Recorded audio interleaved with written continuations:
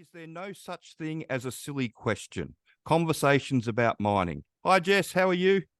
I'm great, Andrew. How are you going? Yeah, good. Thank you.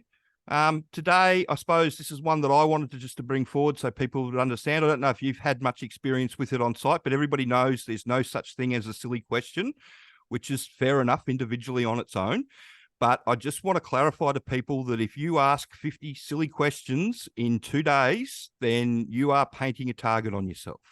You've got to understand that it's a dangerous work environment. And if you are perceived as not getting it and having to ask these random questions, then you will end up being red flagged because it'll look like that you're dangerous and you're just not getting it, which is one of the really important reasons why why we wrote the training back in the day that underground training have got is so you could actually learn it before you go. So it gives you a good opportunity to get in there and not have to ask such silly questions or ask so many silly questions in a row. It's just something that comes up a lot.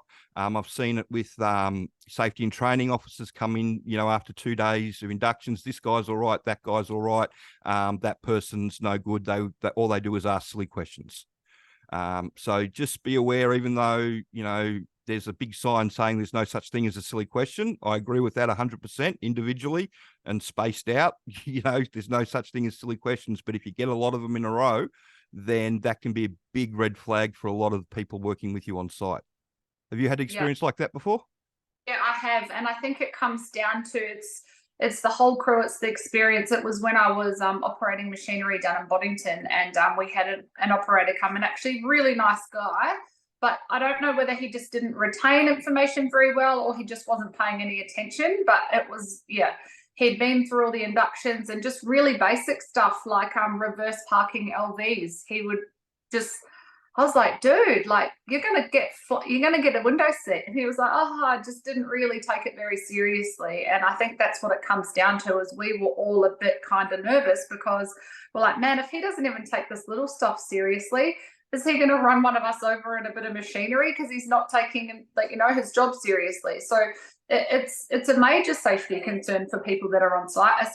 And also, I guess, are you taking your job seriously? Are you paying attention? Or are you having difficulties actually, maybe you've got a learning difficulty or there's something else going on. Maybe you've got stuff going on at home and you're not retaining the information or you're not feeling well. In that case, that's when you need to go and talk to a supervisor or talk to someone and let them know what's going on. And maybe they can kind of, buddy you up or have some further training.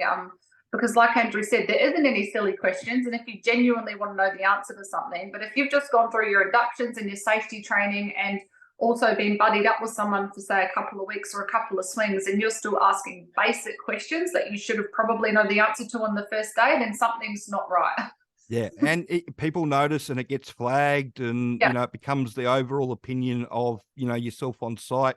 And I just, it's a hard topic to approach this one because you don't want to say, because I agree, there's no such thing as a silly question. But like if you ask 50 of them in a row, then, you're going to have an issue because unfortunately, from a supervisor's point of view, you've got to let that person go and you've got to have faith that that person's going to do the right thing. And if they don't sound like they're competent to do the right thing, then how can you let them go?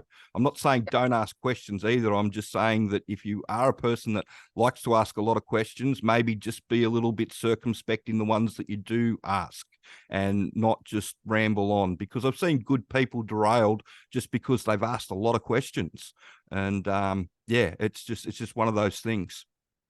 On a similar note, we also had a couple of guys that you'd say, okay, do you understand X, Y, Z? And they'd go, yeah, and then go off and do the exact opposite. And that's the type of situation where, please, if you don't understand something and they're about to send you off by yourself, just, hey, could you just explain that one more time? Or is there somewhere I can find the information for this? I learn better if I can read it as well as be told it. Just, always double check. Don't say, yeah, because you think that's what everyone wants to hear, and then go off and have no idea what you're doing or do the exact opposite, because that's also a massive safety issue, and everyone's going to kind of be like, what is this person doing? Like, you know. I got taught at an early age to repeat it back to the person giving the instructions. But Yeah. just FYI, if you don't tell them that that's what you're doing and you learn best like that, it can drive people nuts as well. Yeah. But yeah, but it's a good way of doing it because you make sure that you've understood fully what you've got to do. And that's an easy way around it. But yeah, it's just one of those situations where it's a quirk of the industry where, you know, they're genuine about, you know, asking questions and all that sort of stuff. But there is a point where, you know, you go from being curious to being, you know, is this person going to be competent or not? And that's, you know, it's a real issue, unfortunately. So yeah, so that's something that I just wanted to address today. So if you've got any more questions that you'd like to ask, please send them through. And if you could share the video around and like and subscribe the channel. Thanks.